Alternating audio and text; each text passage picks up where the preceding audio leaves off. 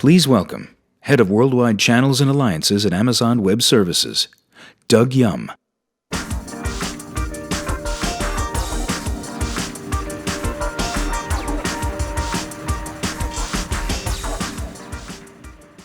Good morning, and welcome to the 8th Annual reInvent Global Partner Summit.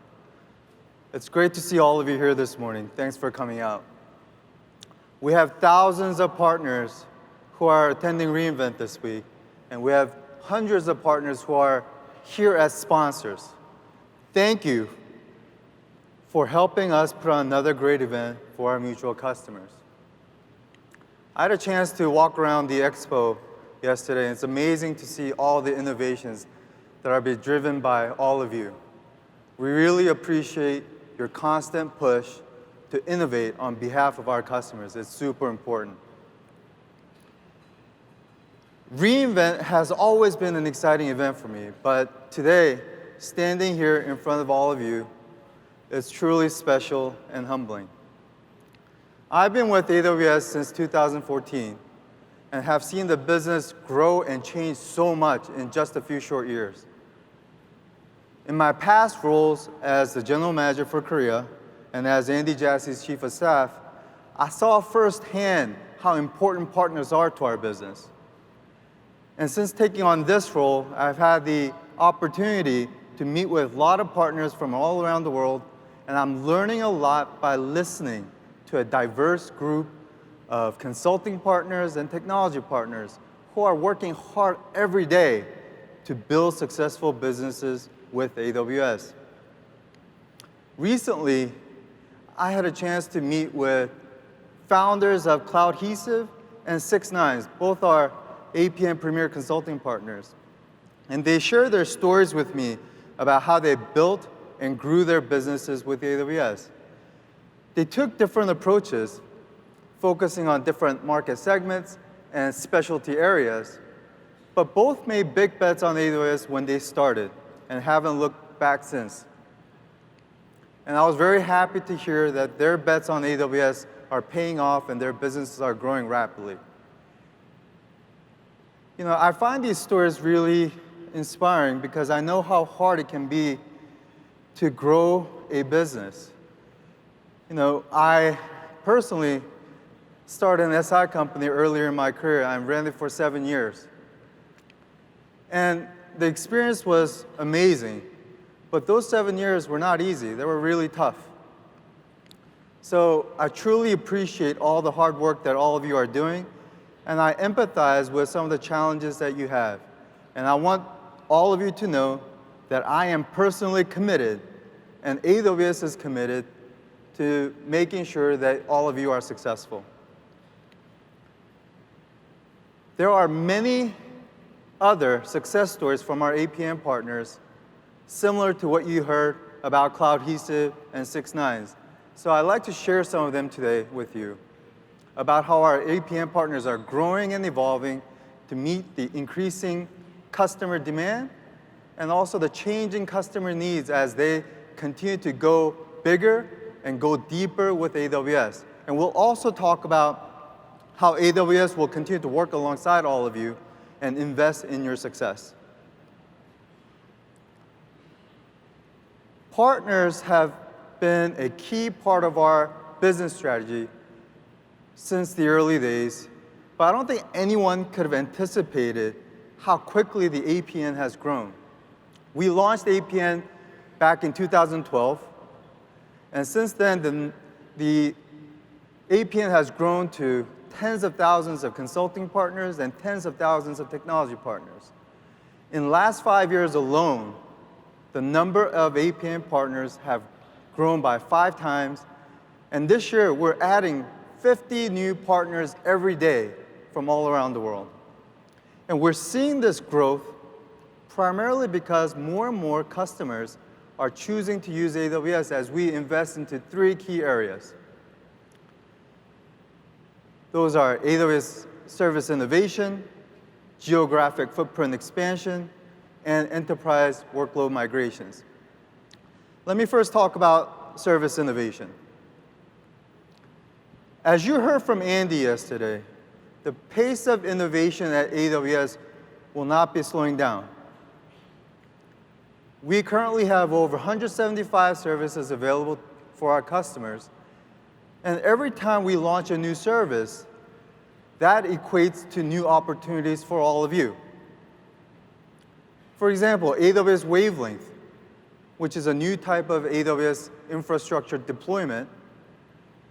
This allows developers to build applications that require very low latency for use cases like machine learning inference at the edge, or communicating or exchanging data with autonomous industrial equipment at the edge. Customers will need partners to help them think through how to best use Wavelength to come up with new ideas and innovative ideas on digital experiences for their customers.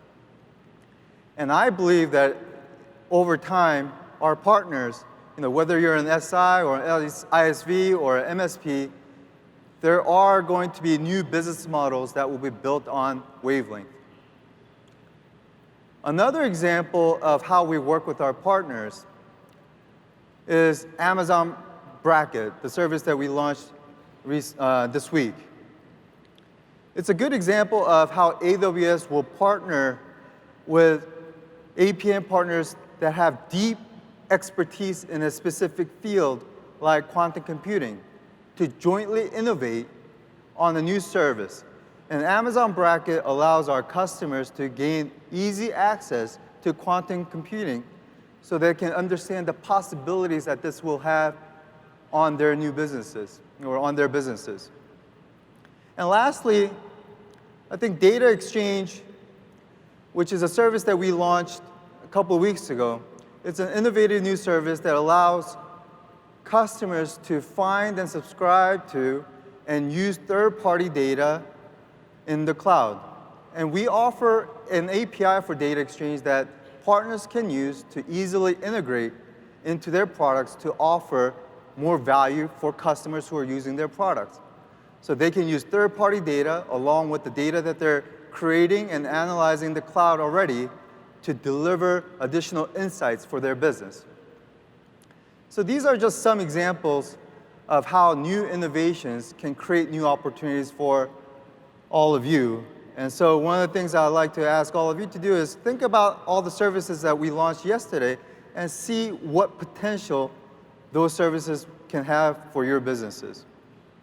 Let's talk about geographic expansion. Customers get really excited when we open new regions. And they are able to move faster and do more with AWS, and thus creating new opportunities for our partners. And we see that happen in every single new region that we've launched. And we will continue to open new regions in all the world's major economies, as well as many emerging ones. And when we do so, enterprises across all of our industries will start to use AWS in a big way, and they'll be making strategic decisions to move the vast majority of their IT estate to AWS. And as part of that, a lot of their enterprise applications will be moving to the cloud. And that is why we've been investing a lot into making sure that our platform is the best place to run enterprise applications like SAP, VMware, Windows, and Oracle.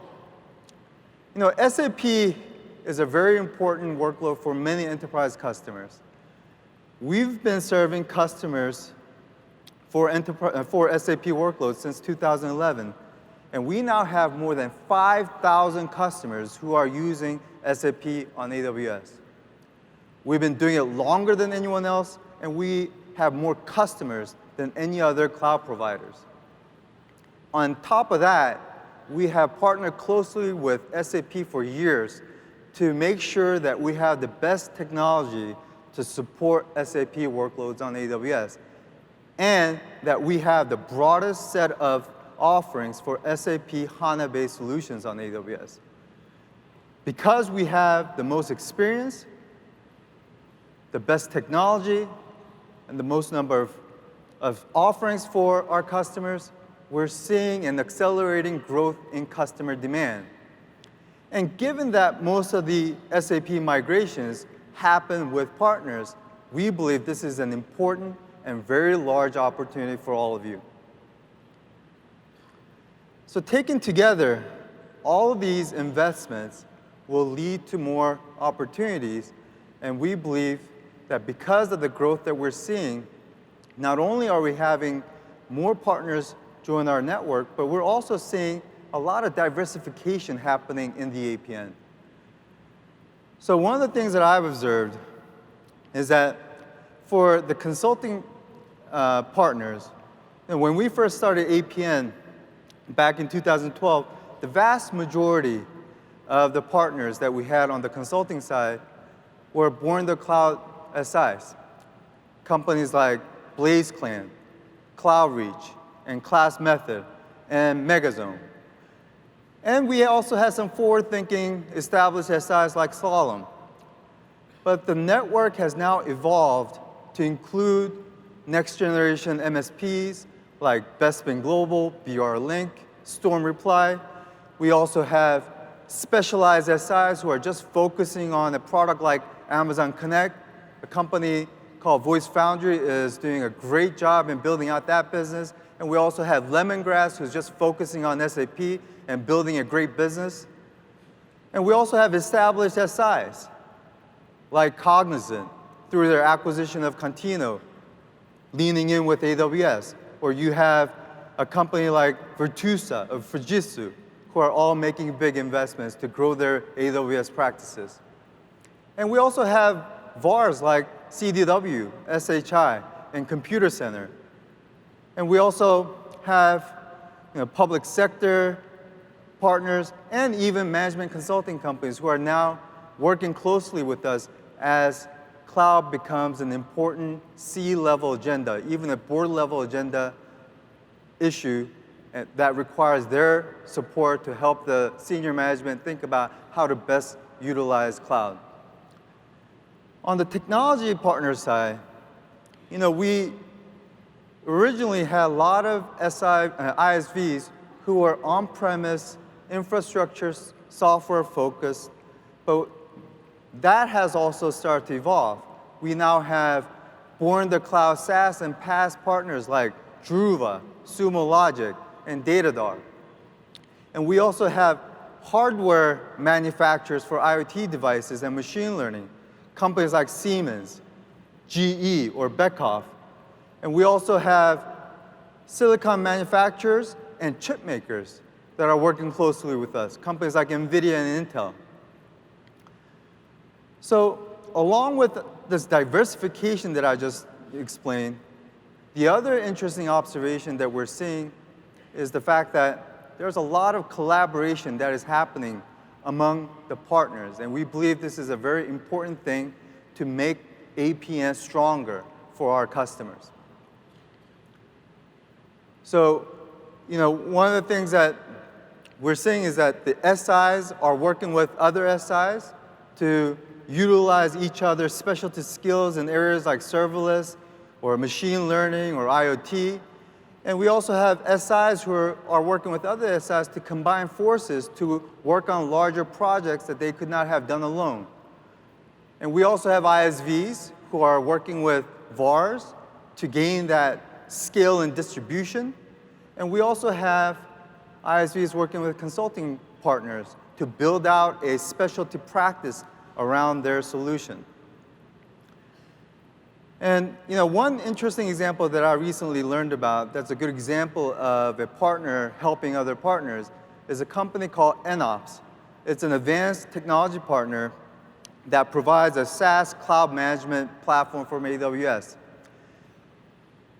They recently announced the availability of a partner version of its platform, which provides automated execution of AWS well-architected reviews. And this allows partners to reduce the time it takes to find potential issues or potential opportunities to drive better outcomes for their customers. And they also created a partner network to support partners who are using NOPS to deliver value-added services to their customers. And this is a great example of a partner who is not only innovating on behalf of their customers, but they're also innovating to help other partners. The key takeaway for partners is that wherever you're located, whatever your industry may be, or whatever specialty you may have, there are so many different types of opportunities for all of you to grow your businesses with AWS.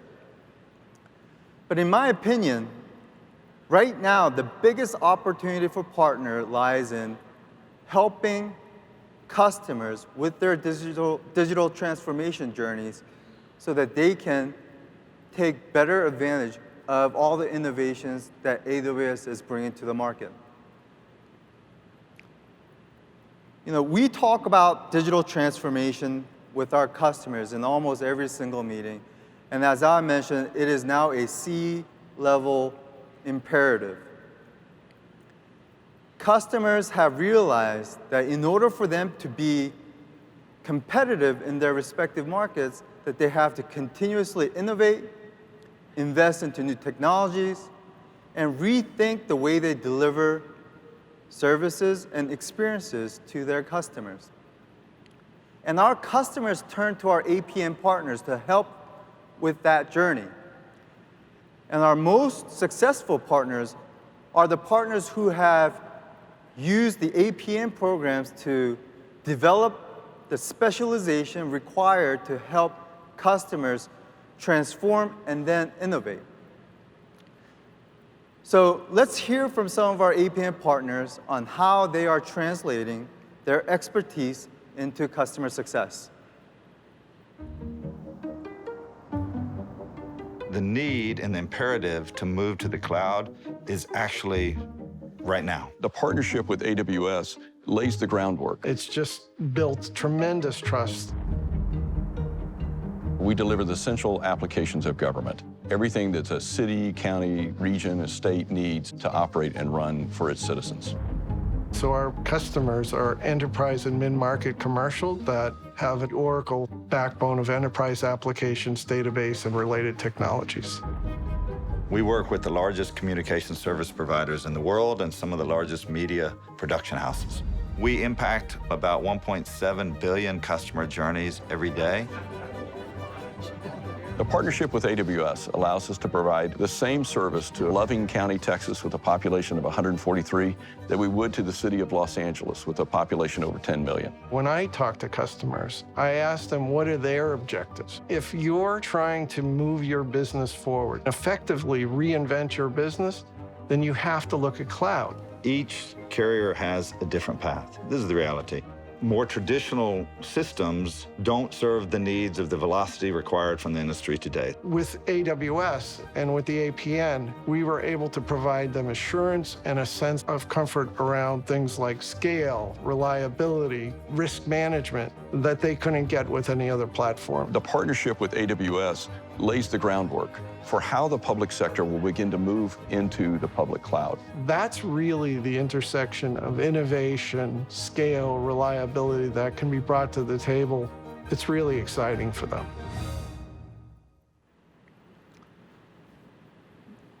These companies in the video are great examples of partners who are leveraging the breadth and depth of the AWS platform to innovate on behalf of their customers.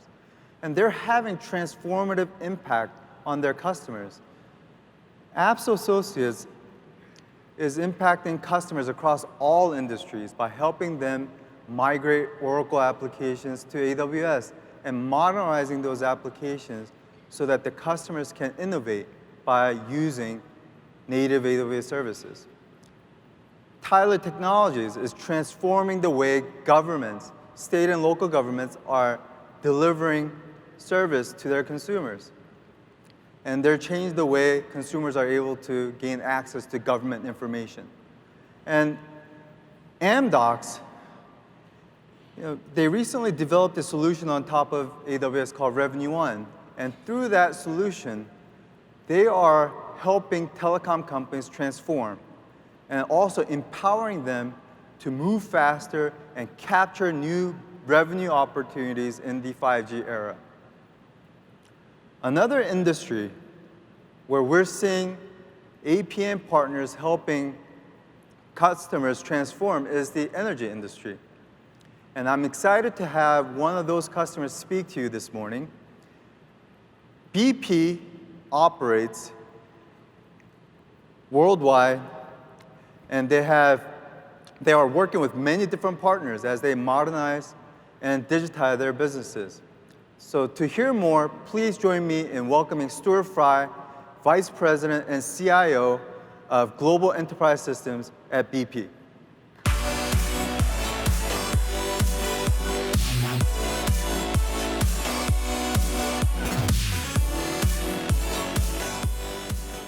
Thank you, Doug.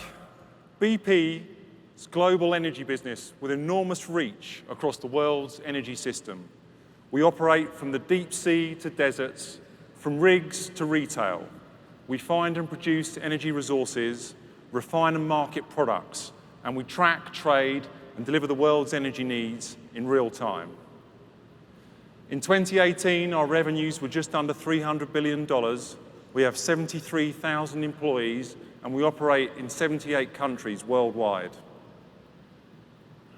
Beyond our upstream and downstream businesses, we have just under 19,000 retail sites, and we also have a large alternative energy business in wind, solar, and biofuels. The energy industry is going through a remarkable level of transformation, which is happening at a considerable pace. Simply put, it's a dual challenge. The world could need up to 30% more energy by 2040 as a result of increasing prosperity, a decrease in poverty, and an increase in global population. This growth, however, must be balanced with the need to drastically reduce global carbon emissions. At BP, we believe the world is not on a sustainable path. We agree the world needs to move to net zero emissions, and we support a rapid transformation to a low-carbon future. The potential unleashed by digital, big data, and all advanced technologies is huge, allowing us to rapidly develop new ways to tackle emissions, improve our products, and to create new low-carbon businesses. In BP, we began our cloud journey in 2013, and like many others, it started with non-production environments, burst capacity, and we moved all of our internet presence onto AWS. We made our big decisions, really, in 2016, and we sat back and we thought about what are the big strategic things we need to do to enable this. The first one is we declared ourselves a cloud-first company, which meant that we stopped installing all compute and hardware into our on-premise environments. The second thing we did was that we committed to exit from our mega data centers. For us, we have them in 3 main locations: the US, Europe, and Asia. And then the third thing we did was we created a digital foundations program that sought to modernize our workplace, our networks, underpinned by a cloud transformation. As we moved into the new phase, we did establish our own BP engineering teams, and that's when we selected AWS as a cloud-leading service partner. Supported by AWS professional services and their training programs, we also had to turn to some professional companies to help us. And this is where we decided to work with a company called CloudReach. These guys brought some highly specialized skills that we just didn't have. And they really helped us establish our cloud regions, our technical patterns, ensured we automated everything first from the outset. And critical for our business was ensuring billing transparency for all of our businesses, so they paid for what they consumed, something they were never able to do on an on-premise environment. We also made the decision to not lift and shift any applications from our existing data centers. And what that means is that every application that we've moved has gone through some level of transformation. What that means is at some levels that's quite small and is just an upgrade of the OS to something more up-to-date, which is a modern one. Or it could have been moving the databases to Aurora, or it could have been to moving to RDS. For some applications, we've really just re-engineered them from the bottom up. BP, again, could never have done this on our own at the scale we wanted to work with, and this is where we've lent on some key application partners for us. Here, Infosys, Wipro, and and Accenture have helped us with our SAP environments. So maybe using a couple of examples, BP has a very complex and big SAP landscape. We have over 65 production landscapes, and we've actually moved 32 of them already to AWS. In each of these cases, we've used the migration to modernize it. So what we've done here is, for all of them, we've upgraded the databases from legacy databases to SAP, ASE, or to HANA, and we've actually upgraded all the other components as well. We recently moved a strategic fuels instance for us, which was 16 terabytes in size. We moved that in less than 60 hours outage from our business teams. The reason we're able to do that is we can call upon the power of AWS during the migration. So during the middle of the migration, we spun up a 123-core compute environment that allowed us to ensure that we never came into contact with the business window that we didn't want to break out of. We're seeing really good benefits as a result. The most notable being around cost agility, reduced capital, and improved performance. On average, we're seeing our system response times improve by over 30% in the SAP landscape, moving it from on-premise to AWS. A second example relates to our refinery optimization software we use. So the first thing I would say is refineries are incredibly complex systems. We use an application to optimize these and to make some pretty critical decisions every day. Previously, we ran this application on-premise, and the calculations took in excess of 7 hours to complete. We've modernized the application and migrated it to AWS, and the same calculations now complete in less than 4 minutes. So where are we more generally in our transformation? As you can see, we're making good progress, but we still have a long way to go to complete the ambitions I laid out earlier today. So today, we're pleased to be able to announce that we're going all in with AWS to support the exit from our 2 European mega data centers. These are the largest that we have, the most complex, and AWS will help us migrate over 900 business-critical applications as part of this move.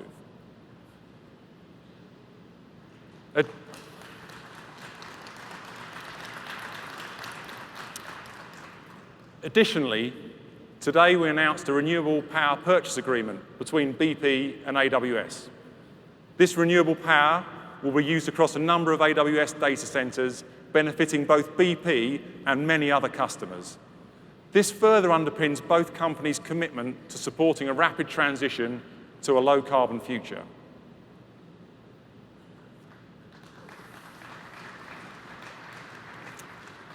So what's next? We're doing a lot with AWS beyond the migrations that I've talked about. We're using Alexa for business in retail operations. We're using AWS Kinesis for video streaming analysis, for emissions monitoring, forecourt operations, and improving our customer experience.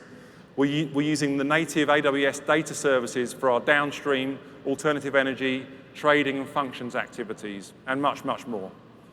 AWS continues to be a very big part of BP's digital transformation, and along with the APN partner community, remains vital to our success.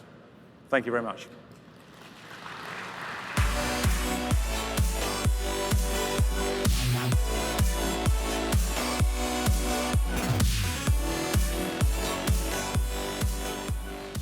Thank you, Stewart, and thank you for your partnership. It means a lot to us. As Stewart just highlighted, as customers go through digital transformation, they become better prepared to innovate and to take advantage of all the innovations that AWS has. And customers like BP are choosing AWS to innovate.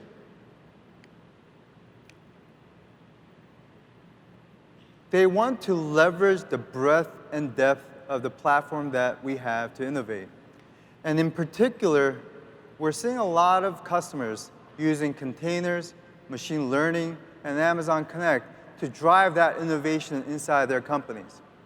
So I'd like to dive deeper into each and find out how APN partners with deep skills and experience are helping customers innovate.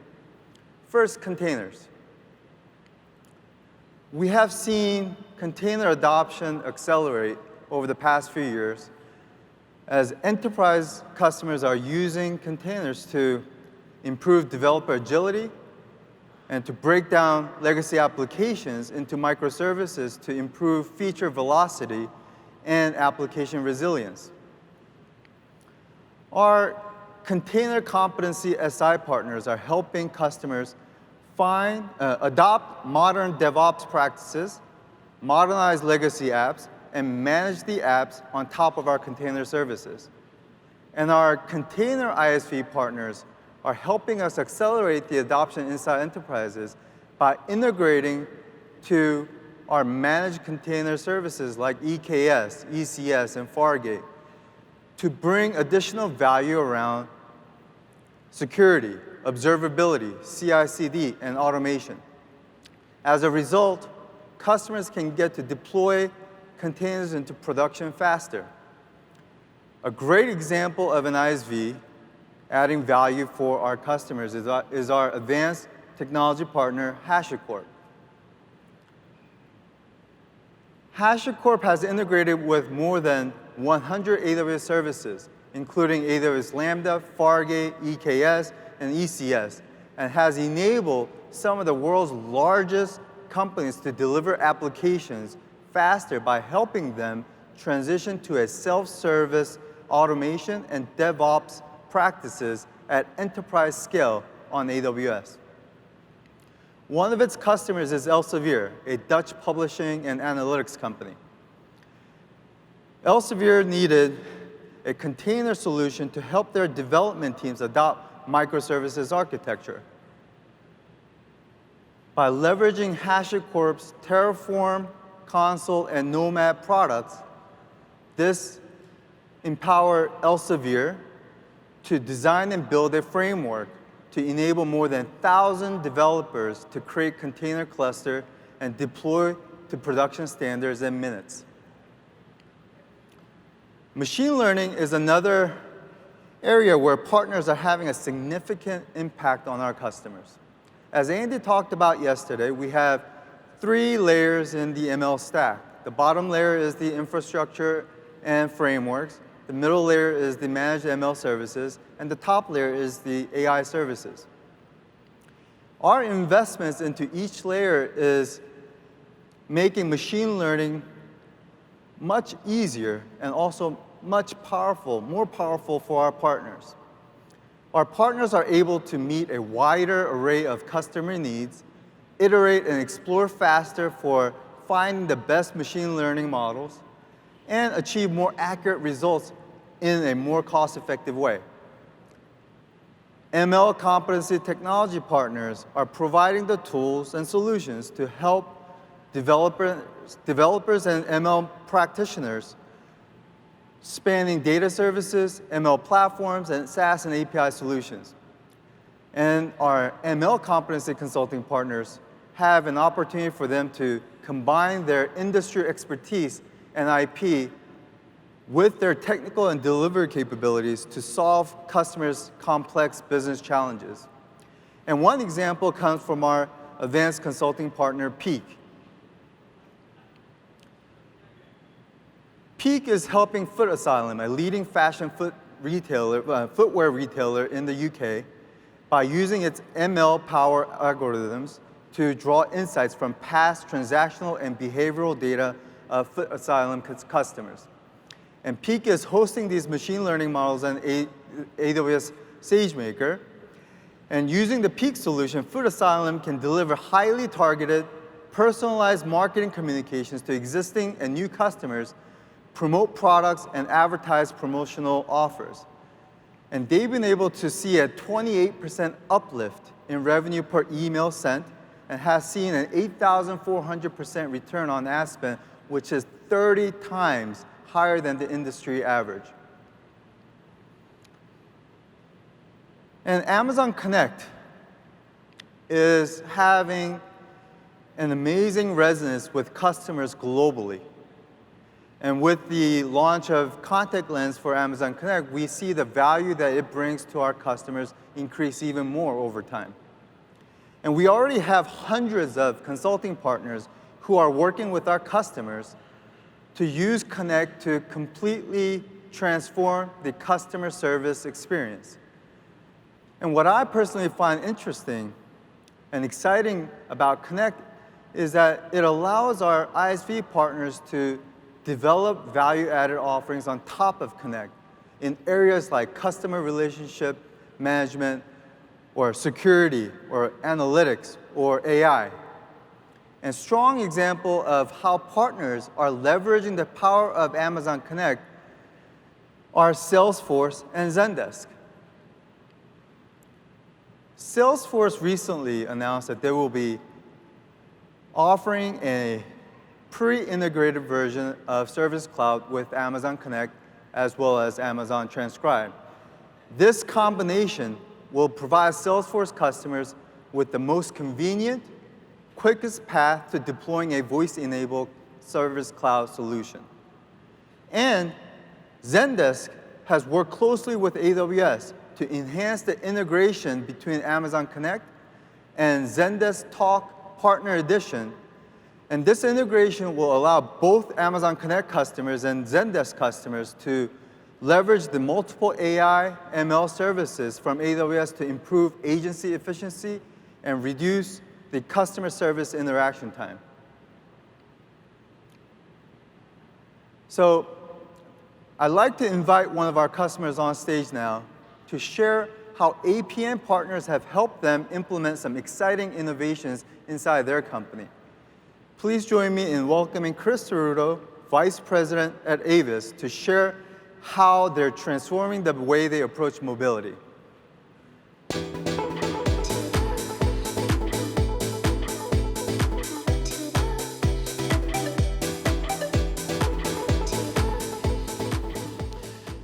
Thanks, Doug.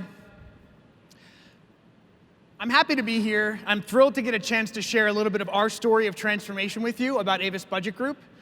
So a bit about us.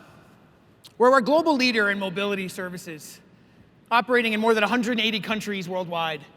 You'll likely recognize some of our brands: Avis and Budget for car and truck rental, and Zipcar, the world's largest car-sharing network. We offer a range of different services to bring vehicles closer to where our customers need them and when. Whether it's by the minute or by the hour, whether it's a one-way trip, a weekly or a month-long. Now, a couple of years ago, like many of you, I'm sure, we started to see a dramatic shift in consumer preferences. More to on-demand services, more to access of a vehicle versus ownership, to mobile-first applications. And what we found was our customers not only expect, but they're more demanding personalization and transparency, right? So we knew that we had to innovate our technology platform to be able to meet these customers where they were now, but also to be agile enough to meet the needs of tomorrow's customers. And so about 2 years ago, it's factored into our decision to fundamentally transform our company. Now, we're a legacy company. All right, so as one that's been in business for more than 70 years, as you can imagine, we've invested in legacy technology. But we've run a very successful business. And to put it in perspective, we have more than 600,000 cars globally that we operate. And really what that means is it adds up to more than $18 billion. In addition to the customer preferences that we saw changing, the other thing that we really saw was a massive change in the marketplace with aggressive new competitors in mobility. And we knew that we didn't have the luxury to sit around and wait and evolve. We knew we needed to transform. We knew we needed to do it now, and we needed to do it right. So we knew we needed both the technology platform as well as partners to help us on our journey. Enter Amazon Web Services. So we saw our move to AWS not as much as a lift and shift, but rather as a way to remove barriers, to allow us to pave a road to innovate. And now AWS is home for many of the critical components of our mobility platform, including our connected vehicle solution, which powers our global telematics hub. This is where we bring vehicle data from across our fleet, different make, model, years, into a single environment. And this lets us make decisions now in almost real time. We added real-time analytics in AWS using SageMaker and Lambda for serverless compute. And we designed and built our advanced data and our entire BI platform, also in AWS, which features our global enterprise data lake, our real-time data warehouse, and our visualization tools, leveraging AWS tech like Redshift and EMR. Now, this sounds really cool, right? Sounds cool, but so what? What does that mean? Let me tell you. For the first time ever, our cars are talking to us. So what does that mean? Well, before this, you can imagine, before AWS, at a given lot, an Avis employee would have to manually check every single tire for tire pressure before those vehicles could go out on rent. Now our cars tell us if they need air, and they'll tell us which tire needs attention, and they'll even tell us where they are in the lot. Sounds small, you can imagine, but now look at this across 2.4 million tires in our fleet, and you can imagine some of the efficiencies that we would gain. In addition, now when cars are returned and they get scanned in, we make an API call, real time, to AWS Analytics to determine what we do with the vehicle next. Whether we're gonna get that car out immediately for rent or whether we're gonna park it in a back lot. And this has allowed us to learn and change on the fly, but also keep the agent's experience simple. Now, when it comes to innovation, it is about partnerships as well. We couldn't have done this without help. Partners that we've integrated with that have provided new services to our customers that we don't have. Partners that we've integrated with that provide new lines of business and new revenue that we never would have had. APN technology partners that we've leveraged for the software and the services that are all running in our environment. And APN consulting partners that have helped us to design and implement all of this solution. By taking advantage of this partner ecosystem, we've been able to hit the ground running immediately, but also take advantage of all this great emerging tech that's going on. We're able to move fast, which we know we needed. Now, let me give some examples of how partners helped us on our journey. We chose Slalom to help us set up our real-time analytics environment in SageMaker. And what was great is they brought expertise we didn't have in-house in both the technology as well as in data science. And Slalom teamed up with TCS to help design and implement all of the components of our connected vehicle solution. TCS was also instrumental in helping us to rewrite and migrate a mission-critical mainframe application that delivers up-to-the-minute car rental rates to third-party travel sites as well. So all in all, our investment in innovation in our platform has benefited us financially immediately. We've seen benefits in cost through savings in operations, and we've seen an increase in revenue by driving up customer satisfaction, as well as by opening up avenues to new lines of business that we didn't have. For example, our connected cars can now report fuel to us within 1/10 of a gallon. And what that means is that now we're able to recoup more than $1 of what would have been otherwise lost fuel per transaction. And so you can imagine at 167 million rental days, that does add up really quickly. Also, when you have a fleet of more than 600,000 vehicles, it does happen occasionally that one of the cars may not be where you think it's gonna be. And before AWS, we had limited means to be able to locate a vehicle and to be able to recover it. And now, the cars tell us exactly where they are. And so this has allowed us to take our average recovery time for a vehicle from 20+ days down to 2. Now, the benefits don't stop at just financial. I'm super thrilled to see that we've increased our overall customer satisfaction tremendously. And I'm also really excited to share with you guys that our Avis mobile app was just awarded the best mobile travel application by J.D. Power. Thank you. Thank you. We're thrilled. Yeah. This has also opened up avenues for new revenue for us to use our connected car data. So whether it's through fleet management as a service where we offer the same platform that powers our fleet to other fleet owners, or whether it's through our Data for Good initiative, where we team up with cities and municipalities to fight things like congestion and traffic, or whether it's through our newly launched developer program. So, what is next for Avis Budget Group? Well, we see ourselves leading a mobility ecosystem, one where all the connected cars come together with smart cities and other partners, and we bring new services and a whole new experience to our customers. But that's just the beginning. We're not at the end of the yellow brick road. We just got on it. It's time to be fearless. And it's time for us to build our own roads and pave a new future together. We couldn't be more excited about the future of mobility, about the role we get to play in it, about all the collaboration we've had with AWS partners and with AWS itself. Thank you guys very much.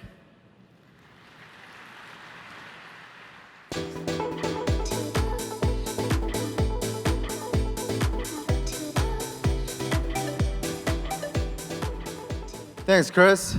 That's such a great story of how Avis is working backwards from their customers to develop innovative solutions that improve their customer experience. It's a great story. You know, as customers like Avis Budget Group and BP migrate to the cloud as part of their digital transformation process, they want access to the same software that they had when they were on premises as they migrate over to AWS. And that is why we worked really hard to work with the industry-leading ISV software companies to make sure that their software was made available on AWS. And we're seeing a great number of those ISVs becoming very successful, working with our AWS customers. But one of the things that we're also observing is that enterprise customers, as they move to the cloud, are looking for additional innovations that they can leverage in the cloud. And they're looking to work closely with startups. And as all of you know, we've always been very passionate about working with startups, and startups really love working with AWS. We offer many programs for startups, including our AWS Activate program, which provides a number of resources to help entrepreneurs get started on AWS with things like AWS credits, training, and support. And we have a great AWS startup team made up of entrepreneurs and investors who really understand how important it is for startups to move at speed. And additionally, we understand that startups usually have smaller teams, and they require more prescriptive guidance and also assistance in finding the right APM programs or resources that are suitable for their business needs. And the other thing that we are seeing is that there are a number of mid to late stage startup companies in the enterprise space who already have a product that is gaining traction with some of their customers, but they're looking for additional support from AWS for us to jointly execute on a go-to-market strategy, especially for the enterprise segment. So today, I'm excited to announce the APN Global Startup Program.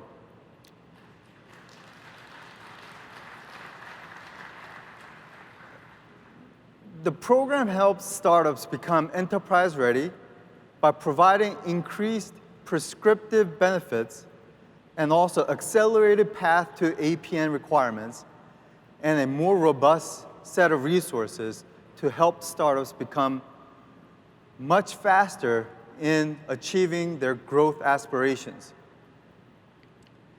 And to participate in this program, the startups need to meet certain criteria.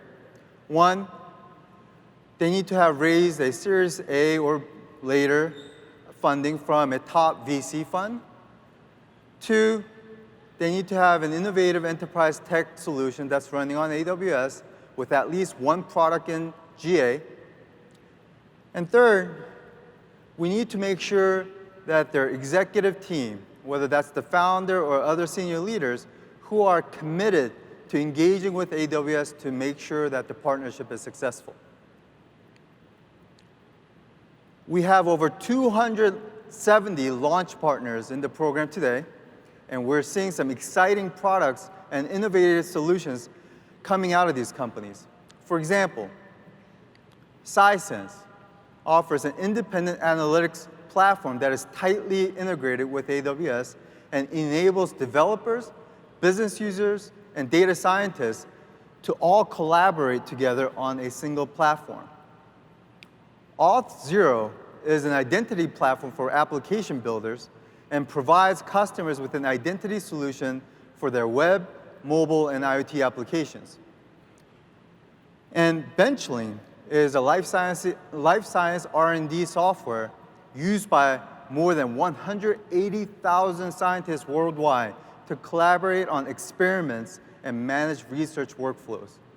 These are pretty amazing companies.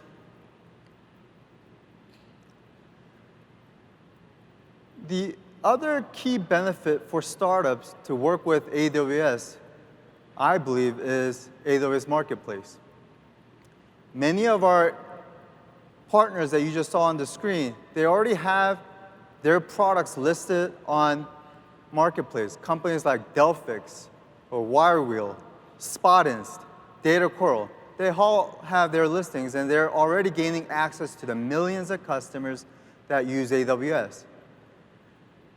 But obviously, Marketplace's impact goes far beyond the startups. All of the ISVs that we work with are benefiting significantly from using Marketplace to reach new customers. AWS Marketplace launched at the same time as the APN, and there has always been a tight connection between the two. It has been a route to market ever since its inception, but it's become so much more.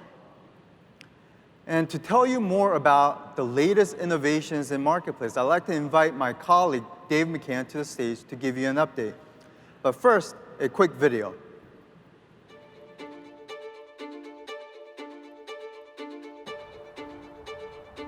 AWS Marketplace accelerates the growth of our AWS business. AWS has transformed the way customers consume technology. Helps us work together to help our customers be successful with their journey to the cloud. AWS Marketplace enables its partners to enhance their customers' cloud transformation, no matter how they use it. Partners like New Relic help make informed decisions on how to move and optimize your applications to the AWS cloud. We work with some of the largest enterprises in the world as they journey to the cloud, and that's why we love AWS Marketplace's private offers capabilities. We help our customers succeed in building more perfect software. Or Optiv, whose cloud solution helps their clients reduce their risk in cybersecurity. We're seeing more and more of our customers move into AWS Cloud. Our partners like Palo Alto Networks, Fortinet, CrowdStrike, Trend Micro, and others are listed in the Marketplace to provide our customers a wide variety of options. And CrowdStrike, where every second counts, and whose solutions can secure any workload you're running. Finding the right products to secure cloud workloads is critical to the success of any company's cloud migration journey. We're all about immediate time to value for our customers. Our customers want to go strategic with Amazon Web Services. Customers really like AWS Marketplace because it integrates right into their AWS bill and spend management tools. AWS Marketplace eliminates lengthy legal negotiations, saving time, money, and frustration. We've been an early adopter in the AWS Marketplace because we believe in the power of what it can do for our customers. It's been an amazing partnership because it's been driven by our joint interest in our customers' success. This is AWS Marketplace. Please welcome Vice President of Migration, Marketplace, and Control Services, Dave McCann.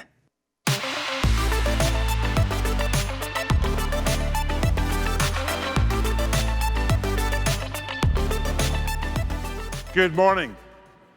It's a pleasure to be here, and can't believe this is my 6th reInvent, and the room gets bigger every year. Everybody in this room is involved in the supply chain of software and services to customers. And what I want to do very quickly is give you an update on how we're transforming that supply chain. And the supply chain that you're participating in and you're a key enabler of is the innovation for our customers is made possible by software. And software is a $450 billion supply chain, and it's growing at 8%. It's an expanding business opportunity. That's a $30 billion increase every year that organizations are spending on software. And if you talk to CIOs, where their budget for software was 18% of the IT budget was software, it's rising. And one recent pharmaceutical CIO told me that his budget is now 25% for software. But software, the transformation that's going on is the move to cloud, and how do we provision software in a modern way for the cloud? And how do you, as our partners, either as a software partner or a consulting partner, how do you help the customer go faster, go and innovate quicker, reduce costs? So let's talk about what a supply chain and a marketplace is. A marketplace is where buyers and sellers exchange value. And in the old days, we shipped CDs, we ordered servers, it took 3 months. In a modern supply chain, we're working with distributed development teams. Customers want to be like AWS, they want to have 2 pizza teams, they're on 2-week sprints, and they can build a product in 90 days. And so the ISV needs to modernize the supply chain right to the developer who wants to make decisions quickly, and the buyer is a development team, and they use many products on a project. Governance, however, says that finance, legal, and procurement need to know that risk is being managed well, and what everybody really wants is best price. And 2 years ago, we launched private offers, which is where the customer can negotiate terms and price between you, the ISV, and the buyer. And then we launched it for consulting partners, and let's talk about how that's playing out. The thing I think I would have you all think about that we've learned this year is that architects at customers, and Stewart at BP has a set of architects. Those architects are over different domains: networking, security, BI, DevOps, migration. And each architectural team are making choices over vendor, choices over contract type, whether it's over Kubernetes or whether it is over instance or whether it is over SaaS. Security has to be everywhere. Everything has to be secured. Machine learning says that intelligence is now a new business transformation mandate, and CIOs of application portfolios all have to make choices about software. But there are a few people in legal, finance, and IT who are trying to move as fast as the developers. So you have 6,000 developers on the right-hand side and 20 people on the left-hand side, and we're modernizing that supply chain. And we're building that capability, working with partners sitting in this audience. And there are multiple activities going on. And how do we speed this up? The first thing we have to do is meet the builder where the builder is. And when we launched Marketplace, Marketplace was a site. Then we put Marketplace in our #1 console, which is the EC2 console. But in the last year, we've extended Marketplace discovery into the ECS console, the EKS console, the SageMaker console. And I'm pleased to say that last week, we exposed Marketplace and a set of vendors in the Redshift console. Now, application buyers want to discover applications organized by industry. So while we embed infrastructure software into the right console, we've also launched this year healthcare marketplace, financial services marketplace, a telco marketplace, a public sector marketplace, and there will be further vertical expressions and collections of software for the application buyer.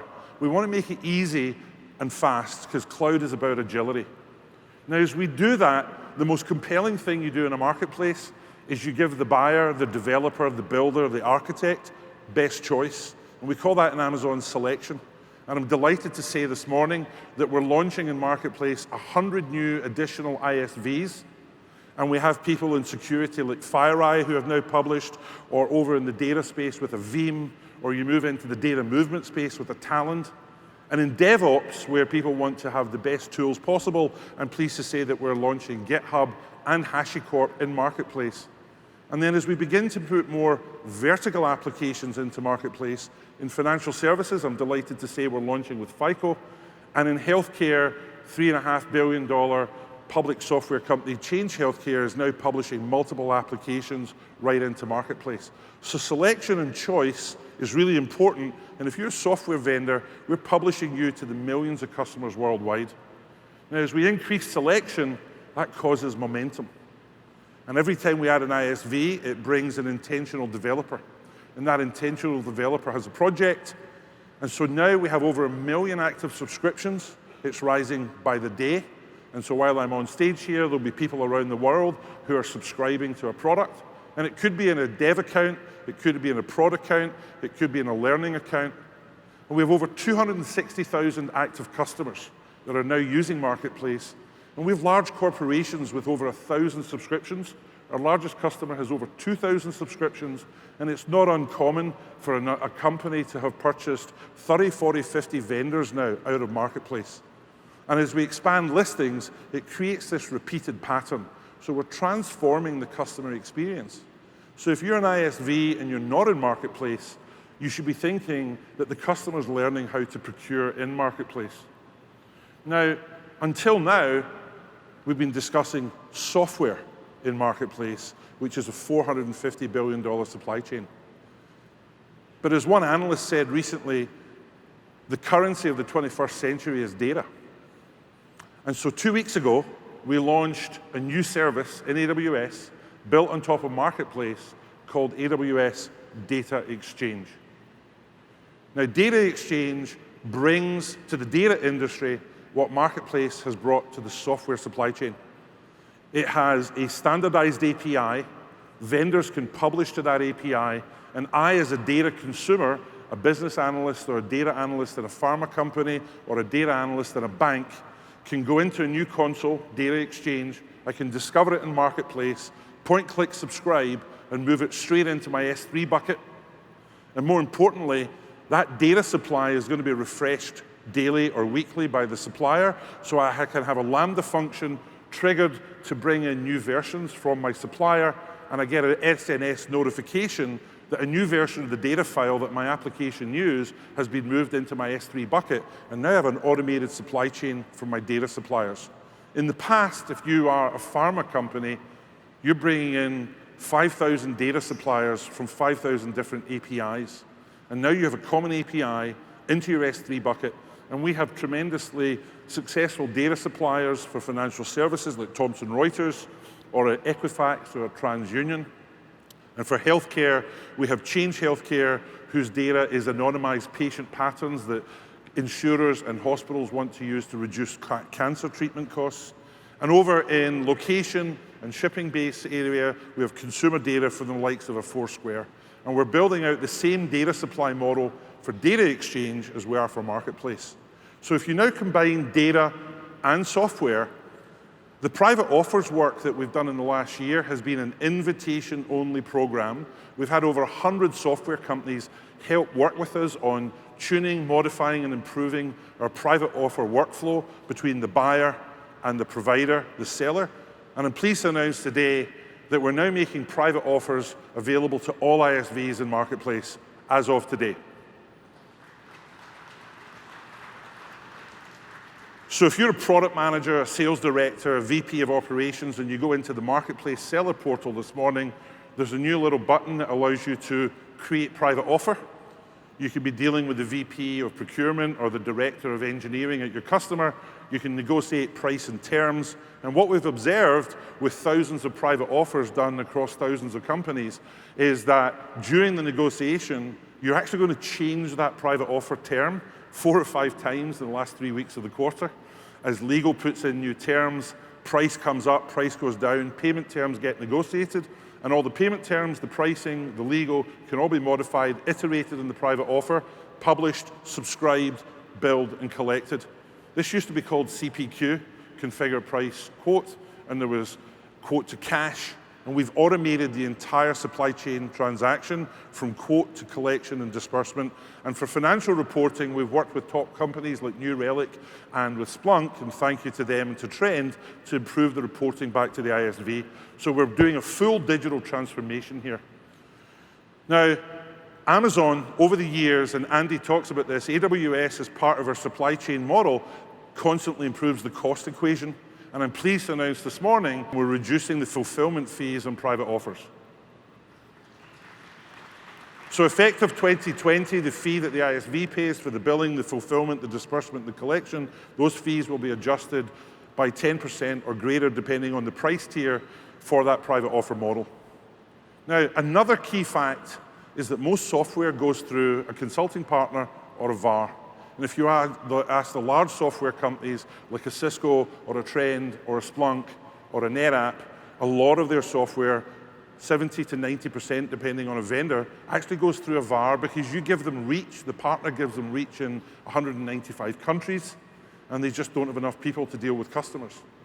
So I'm pleased to say that we've iterated new versions of private offers for consulting partners, and the consulting partners that we've been working with to design the new improvements are leaders like Optiv in the security space, SHI and rack space, Computer Center in Europe, Presidio, and we've iterated a set of changes, and now, in actual fact, the ISV can issue a wholesale price to the partner, and the partner can go run a campaign to their customers and issue private offers to the customers.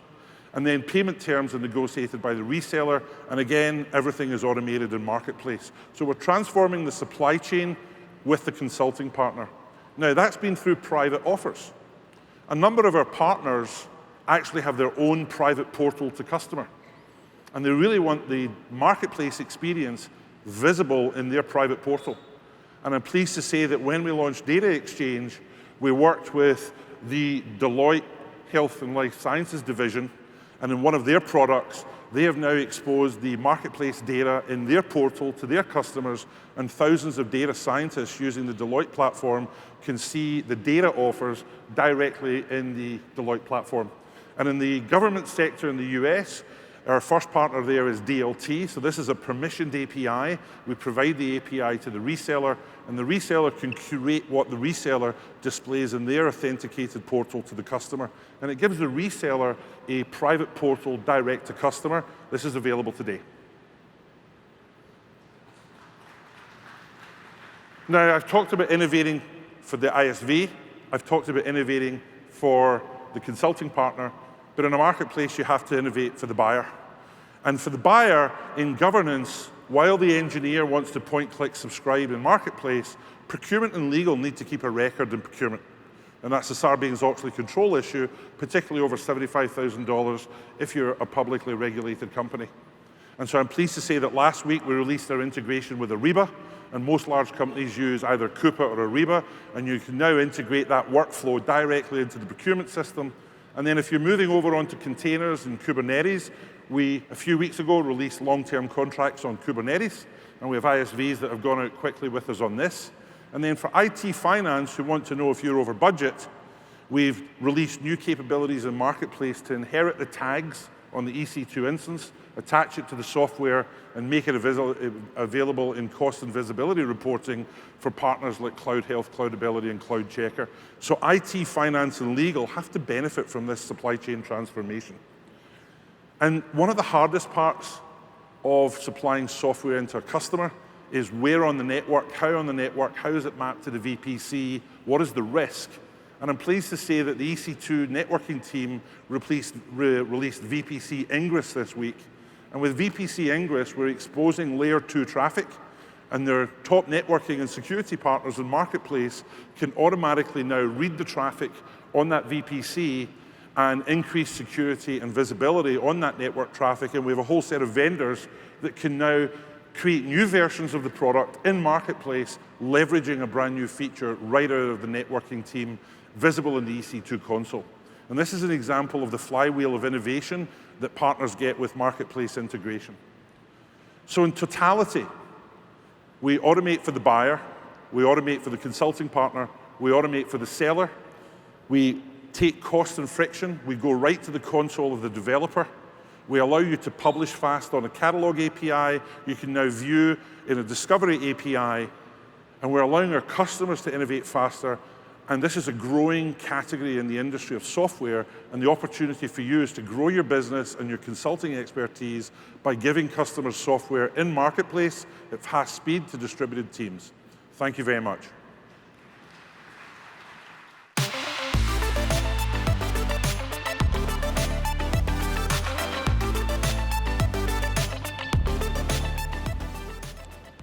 Thanks, Dave. It's awesome to hear about all the innovations that's happening on Marketplace.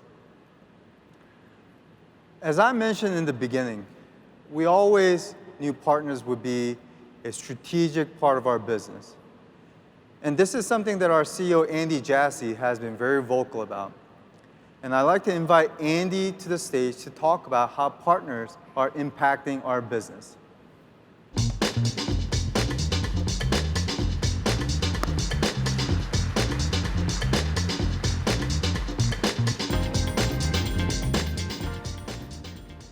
Hey, Andy. Hey, Doug. Great to have you here. Great to be here. It's a little strange because the last couple of years I've been in the backstage watching you on stage, so it's kind of strange being here. Yeah, it's great. I was lucky enough to have Doug, for those of you who didn't know, as my chief of staff, and all the things that look good up here the last couple of years, Doug was a big piece of, and it's fun to be here as a guest. Thank you. When I was your chief of staff, we spent a lot of time in customer meetings and partner meetings together. And after some of those meetings, you would tell me how important partners are to our business. And so I thought it would be great if you can just share some thoughts about what you think partners mean to our business and how you would like to see them evolve over time. Sure. Well, really since the very start of AWS, I mean, really since we first imagined the business and we launched some of the services, we always felt like the partner ecosystem was going to be incredibly strategic to the business, and it has been, and primarily because our customers need the people in this room.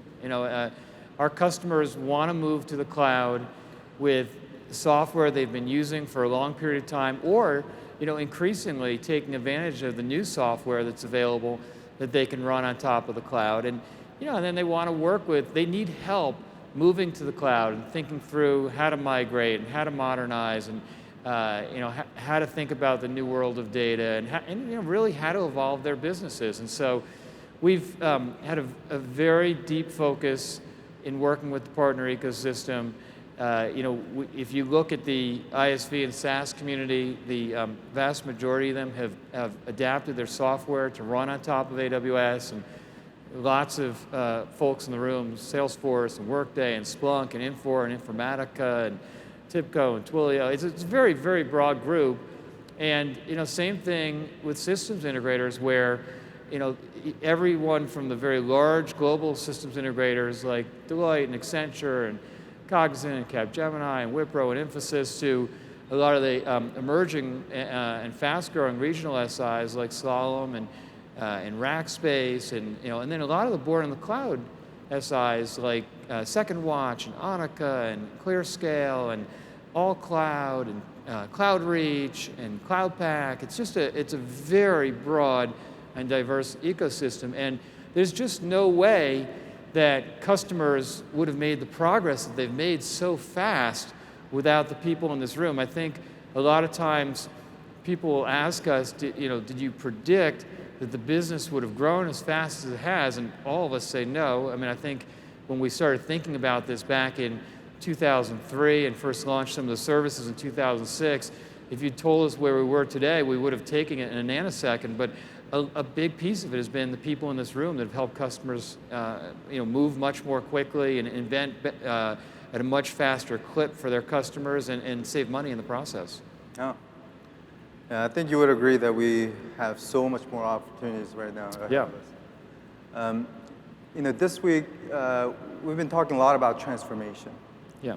How can partners help customers with that transformation, and also how should partners think about potentially transforming themselves? Yeah, it's a good question, and I think that if you think about the 6 key pieces that we talked about yesterday during my keynote in what constitute major transformations, that first piece that I talked about, which is really not technical, but very much about leadership, is something that I think really applies to a lot of the people in this room and to our partner ecosystem as well. I mean, this is an incredible opportunity, unlike any other that we've had in our lifetimes and that we will in our lifetimes, to transform companies and to transform yourselves.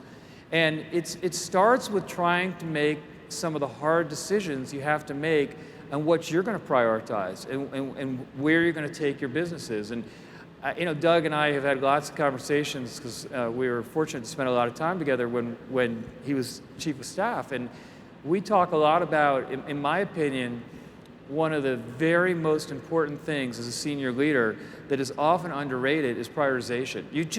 If you want to do something well and something that's one of the best in the world, you can't do everything. And so when people present you a choice, and the choice is, do you want to do these 8 things? And you say yes. Or do you want to do these 3 or 4 things equally? And you say yes. You're not really making a choice. In fact, the prioritization decision you're making is not to prioritize. And so you have to make some hard decisions about what you're going to do in the business. And that's, it's part of what I was talking about yesterday, where companies have to make the decision they're going to transform and get the senior leadership team aligned and then pick aggressive top-down goals. But it's true here too. And I look at a few examples. If I look maybe 4 or 5 years ago, and the major contributors as systems integrators in our ecosystem, I would say that a company like Deloitte was doing some business, but not a lot, not a major player. And I just look at the way that Janet Foudy came in, who was running Deloitte at the time on the consulting side, and she just totally changed the way that they approached the cloud and the partnership that we had with them. And but it was a very conscious top-down decision that she got her team aligned, that they were going to actually make a big push, and then she built very aggressive goals and drove it all the way through. And Deloitte has an amazing senior leadership team, and they are one of our very top SI partners today. But that happened because a senior leader, top-down, got the team aligned and picked an aggressive top-down goal and made it happen. And I would say I could tell almost an exact story, although a little bit different background, with what Brad Jackson did at Slalom. He saw earlier than a lot of other folks what was happening and decided not to hedge his bets in an equal way. And he got really committed to the cloud and really committed to helping his clients move into this next generation and very deep with AWS. And just again, one of our very top partners and helping a lot of companies move. I see the same thing with Kevin Jones at Rackspace right now. And I think you've got to make a decision, because it's hard if you try to be everything to everybody and try to be good at everything, you end up usually being mediocre at everything. And when we talk to customers, and they ask us all the time, who should we work with to modernize and to move into the cloud? What they want is not just somebody who they've heard of, although a lot of times they're willing to work with an SI they haven't heard of. What they care most about is, are there a lot of people who've been trained in a platform and who are deep in it and have dedicated professionals to it and who have done a lot of jobs helping companies move, even lots of pilot jobs. It's kind of like if you have to get surgery. And I had surgery in the last year, and everybody told me the main question to ask the doctors that I was talking to were, how many times have you done the surgery?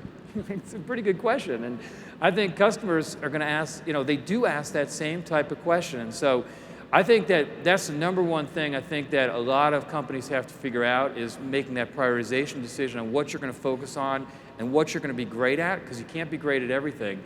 And then, I think that there are, if I were involved in an SI, the opportunities to help companies modernize and do mass migrations is such an incredible opportunity. Almost every significant enterprise needs help doing that.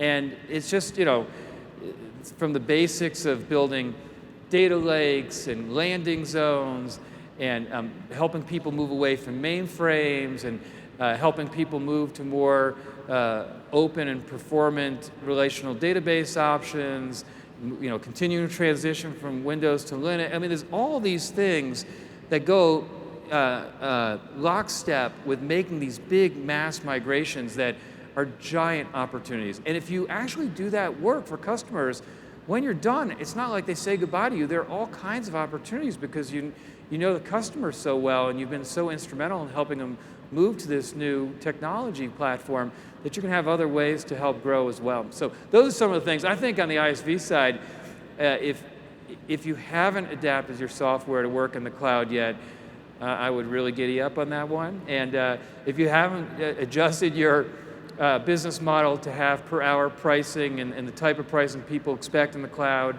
also something really important. And then, I think that you should be really thinking carefully about how you can use machine learning and AI in what you're doing, because I think virtually every area of software is going to be reinvented over time. with cloud and machine learning as the linchpins underneath them. Yeah, thanks for that, Andy. I completely agree on the point that you made about making those hard trade-offs.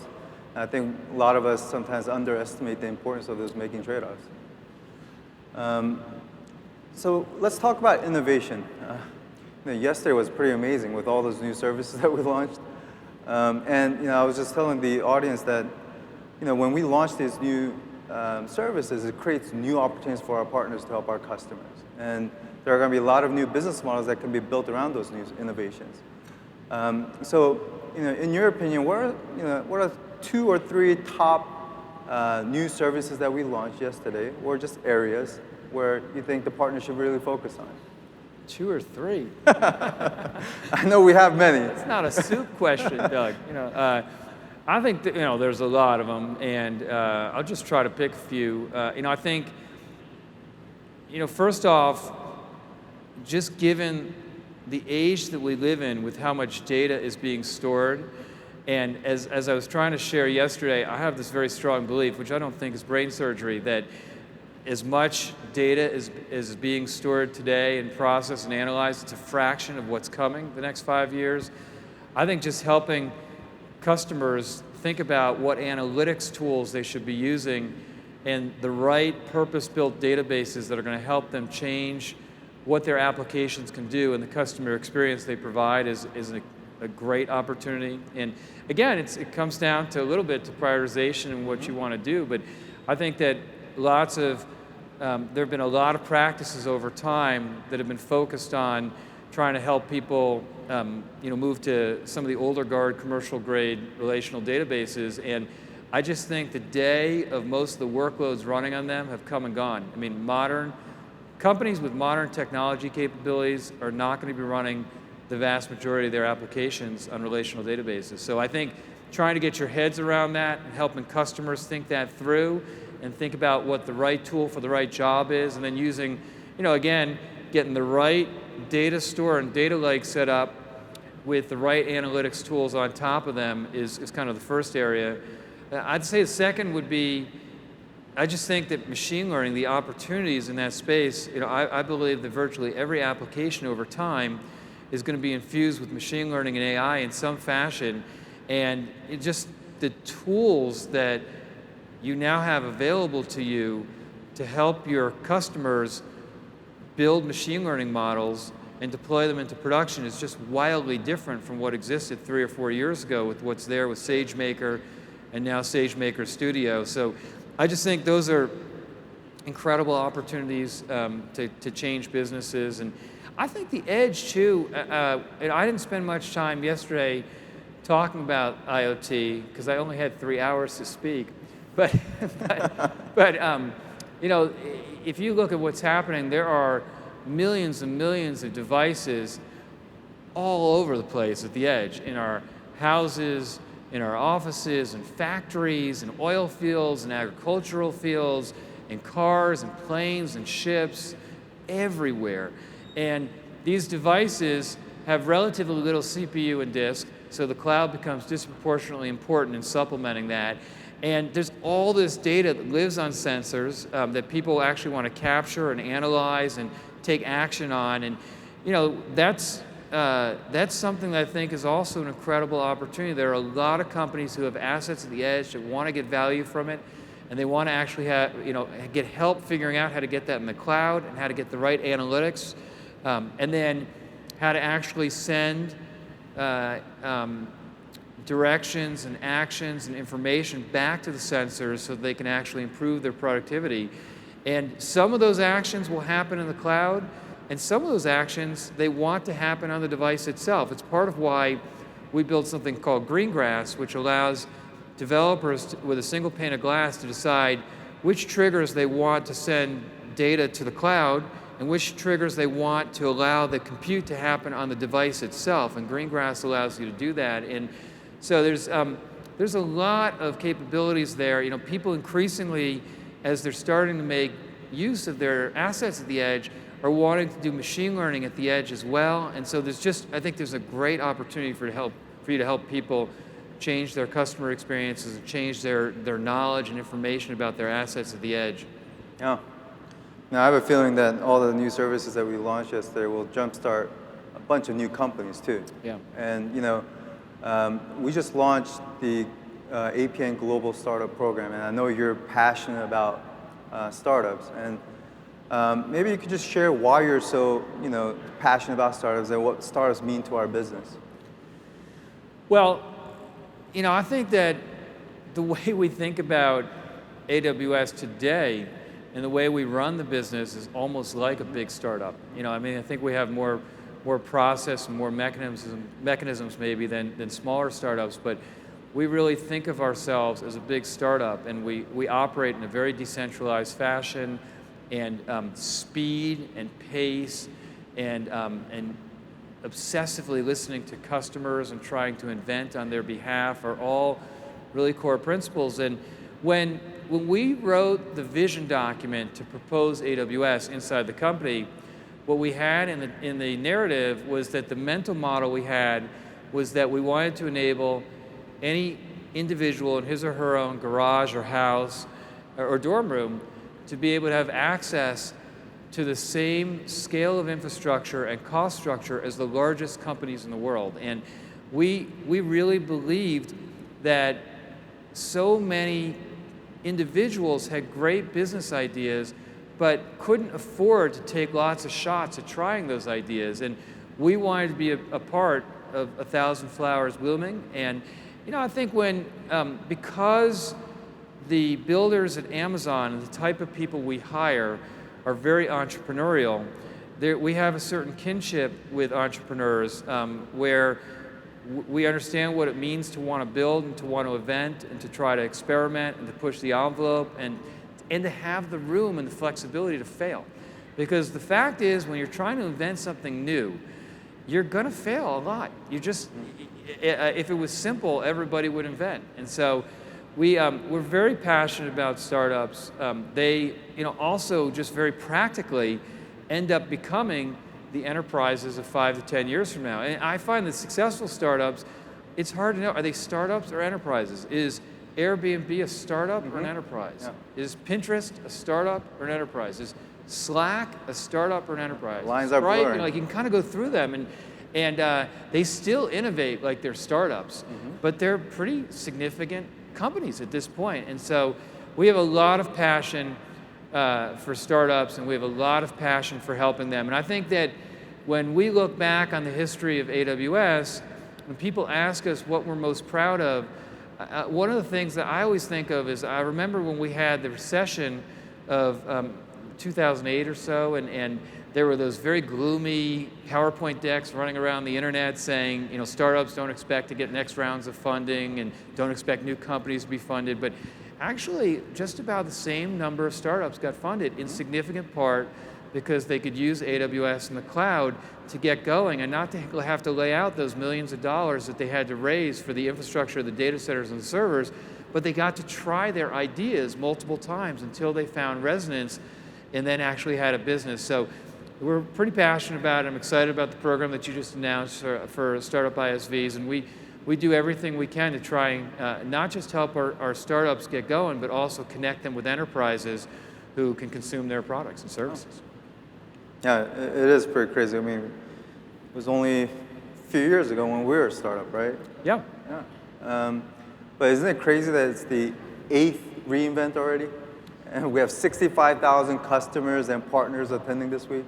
It's pretty awesome. And I remember the very first reInvent, we were really anxious about whether we could convince 4,000 people to come. We thought that was a giant number. And just looking around this room, having the partner summit here in this room, I mean, it's really cool. And our event's a little different where we provide a lot of education training to our customers and partners. And there's a lot of great content this week. For the partners, what would you suggest in terms of how to maximize their sort of the value that they get from this event? Well, you're here with 65,000 peers. There are a lot of people, and I think you get a sense of the excitement and the feeling like you're part of a movement that's changing what's possible for companies and for customers ultimately. So I think taking advantage of all of the people who are here. Ask questions of your peers, ask people what they're doing, go to a lot of the sessions, and really invest in learning. I would invest in training, and where you can get people certified, I would do that as well. But I would also, and I hear this anecdotally almost every year that we do reInvent from different customers who stop me either at reInvent or after, who say, I was excited about the cloud, we were doing something with the cloud, but we weren't deeply invested yet. And then I went to reInvent, and I spent the week with my senior leaders here and my team here, and at a certain point we got together and we said, we've got to get committed, like let's go. And I think that if you can, on top of the learning from each other and the learning from the sessions and the learning about the services and the training and all of those things, if you could also take that learning and that inspiration and sit down as a team and think about what you're going to do differently, I think it will be a week well spent.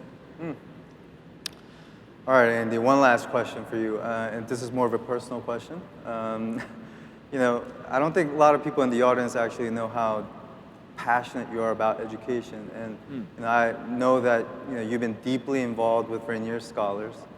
And so, could you share, why you're so passionate about education, and also how you see technology potentially changing education and improving education? Yeah.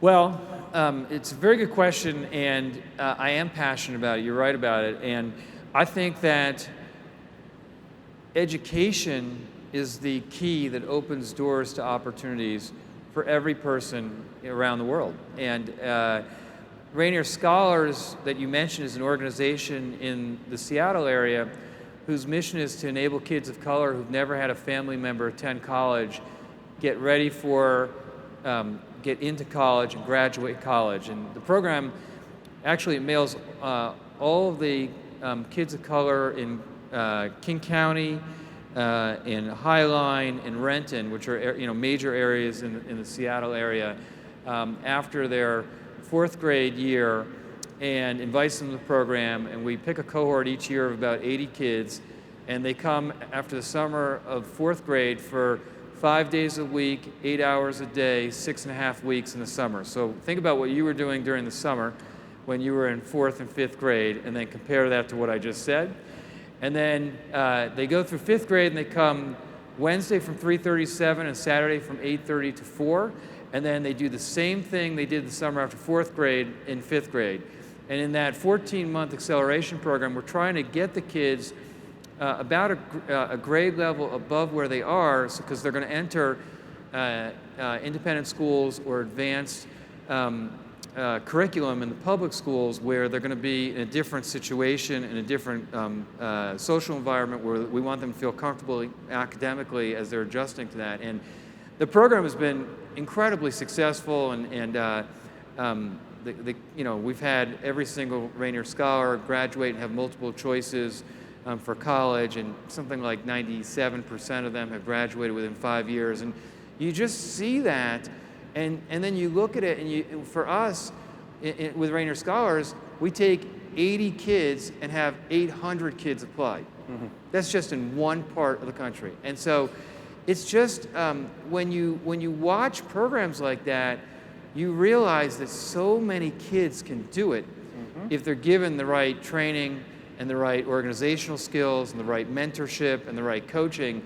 And then I think you look around the world, but I'll just keep it to the US as an example.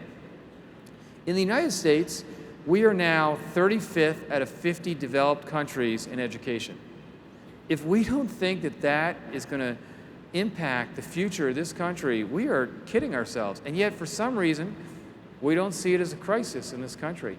And I think it's a major crisis. And I think that we have to find a way to optimize for the kids instead of optimizing for the grown-ups. And there's this crazy thing in this polarized world that we live in right now, where there's, whenever you're in a rut academically, and you could argue why it is, or it's nobody's fault, whatever it is, if you're 35 out of 50 and you're in the United States, that's a rut. Mm-hmm. If you're in a rut in anything, the only way out of that box is experimenting and actually innovating. And so I find it so crazy in our country, this debate about charter schools. I'm also involved in a charter school. Charter schools are not a panacea, but they are one idea that's an innovation when executed right can be very successful. We have to try 20 types of ideas. We can't just keep doing the same thing over and over again because that's the way we've done it. We still run education in our country like we're an agrarian society. So, I think that we need to innovate and we need to try lots of things in education. And I think that technology can very much play a part of that. I think that I'm thankful that my kids can go to 4-year liberal arts colleges, but I don't think they're going to be the same number of liberal arts colleges in 10 years from now. I just think it's too expensive, and I think people aren't going to be able to afford to go to school for 4 years. And I think we need to innovate the 2-year programs that we have, and we need to have them more focused on the big job opportunities, of which there are a lot of them in each of the countries, including this one. And so I just think technology can and should play a very significant role in our innovating to evolve our education system, because we have to. If we continue on the path we're on, it's going to be, I think, it's going to have very serious ramifications for our kids and our grandkids.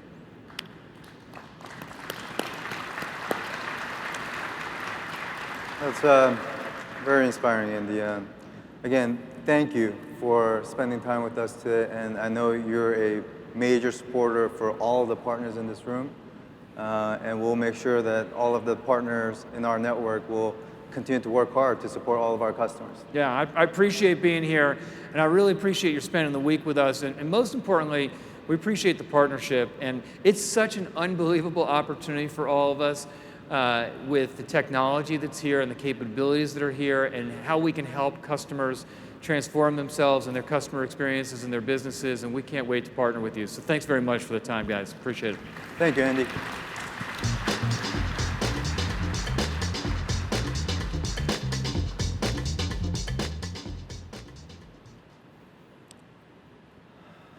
All right, that was awesome.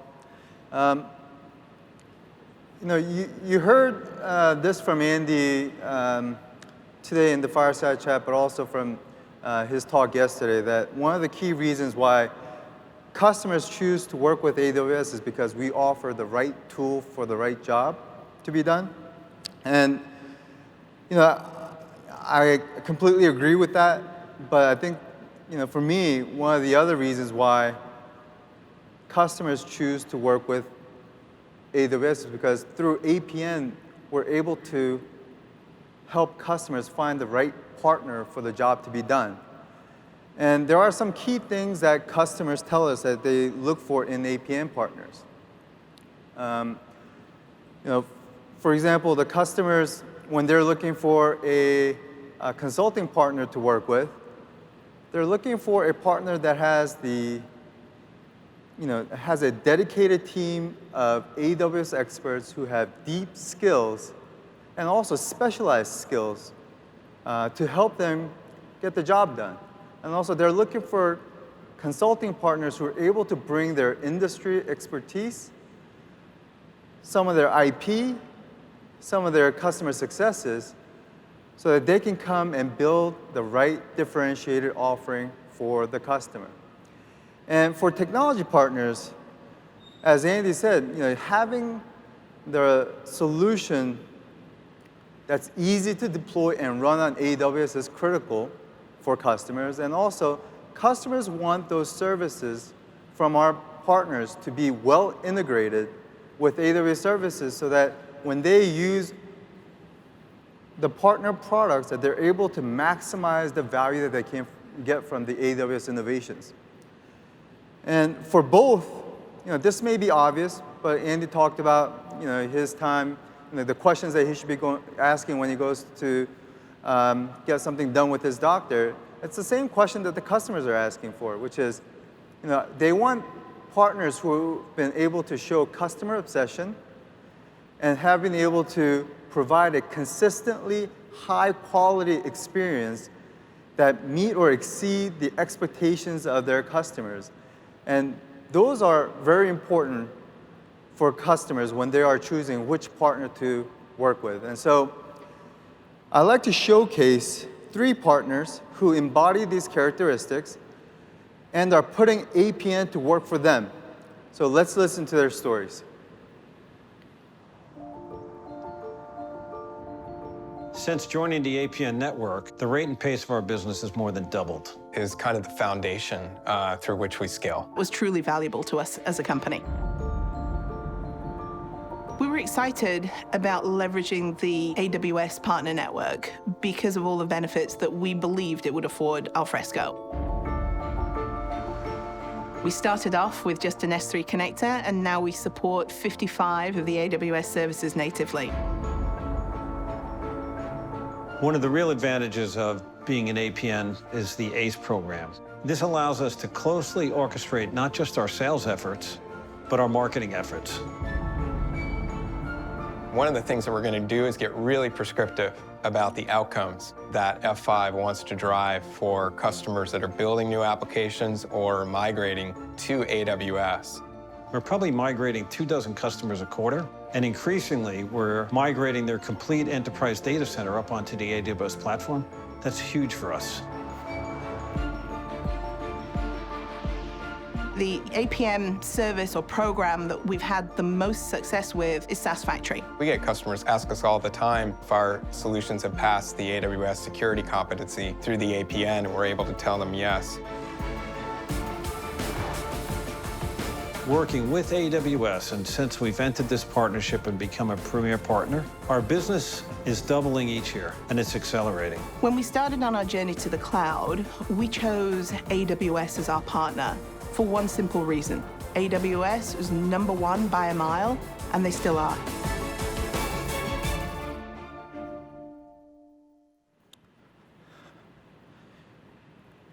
You know, that's a great video, and we want all of our partners to achieve the same level of success as Velocity, F5, and Alfresco. And like these partners share, there are many ways APN helps you grow your business with AWS. It's important that we offer you the right program for the jobs that your customers want to get done. And APN programs, the way we think about it is that it's a scaling mechanism to ensure that our partners of all sizes, of all types, across all locations are ready to serve our mutual customers. And we build these programs based on your feedback and our customers' feedback. And I'm going to highlight 2 programs that we believe can really help you differentiate you in the market. First is the AWS Service Delivery Program. It's a program that validates APN consulting partners' proven experience delivering specific AWS services to our customers. Partners in this program are showcased on the AWS service pages for that service, and we have 24 designations available right now, and are always listening to our customers to see which additional services that we should include.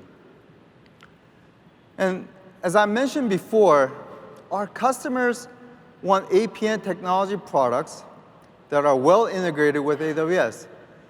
But right now, the process for how customers are able to tell which products are well integrated, it's not that simple. Customers have to basically evaluate and test those applications themselves, or have to reach out to our service teams or our partner teams to have them help with the recommendations. And you know, this process slows down our customers, and we don't like that.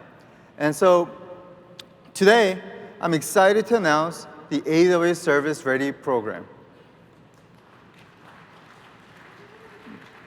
This program is designed to reduce the time customers spend finding the right partner products that are well integrated with AWS services that they are currently using in their environment. For each service, partners must meet a set of criteria that are set by the service team, and also the general principles around our well-architected framework. And our SAs will be the ones who will be validating each product to ensure that they are validated, they are well integrated with our services. APN technology partners whose products are part of this program will receive promotion on the AWS service pages. They will get highlighted to our field sales teams, and they will be eligible to receive leads and opportunities from AWS. Partners that you see behind me are our launch partners for AWS Private Link and Amazon Redshift. And today, we're accepting applications for Lambda, RDS, as well as Outposts. The second program that I want to highlight to all of you is our competency program for our APN consulting and technology partners. We launched the program 6 years ago based on the feedback from our customers who wanted partners with capabilities and proven success in delivering specific solutions, workloads, and in industries. The designation helps partners differentiate themselves to our customers by showcasing expertise in the areas that you see on the screen here. And we're constantly listening for feedback from our customers on what additional competencies that they want from APN partners. And recently, the customers have been telling us that they would like to see more partners and for us to have partners with that competency around retail industry. So we looked at a number of retail partners who have that industry expertise as well as solutions. And not many people may know this, but we have thousands of retail customers who are using AWS right now, and we have many more who are looking to use AWS so that they can provide a seamless digital and physical experiences to their customers. So today, I'm excited to announce our new AWS Retail Competency.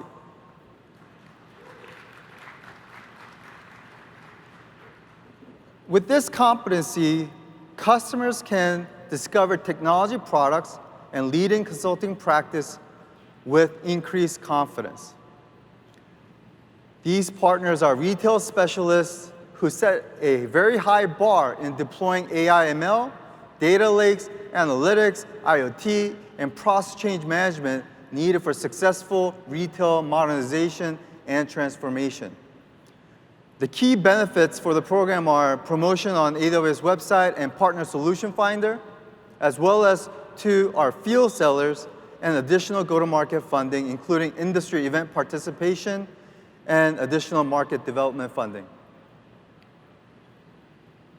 We have 39 consulting partners, as well as 11 technology partners today, and we look forward to working with more of you for this competency. Another industry that I'd like to highlight today is the public sector. Many of our partners help public sector customers with digital transformation, and APN has a number of programs specifically for public sector partners. So I'd like to invite my colleague, Sandy Carter, to the stage to share our public sector story.